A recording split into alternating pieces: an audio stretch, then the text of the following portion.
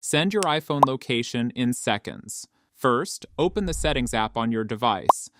Then, scroll down and tap on Privacy and Security. Tap on Location Services. Turn on Location Services. Now we need to allow the Messages app to use your location. In Location Services, scroll down and tap Messages. Select your preferred option. Optionally, turn on Precise Location for better accuracy. Go back to Location Services. Tap Share My Location.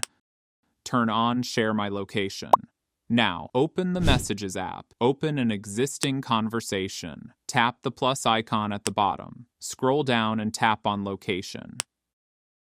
You'll now see location sharing options. Share for 1 hour. Share until end of day. Share indefinitely. Choose the duration you want. Your location will now be shared successfully, and that's it.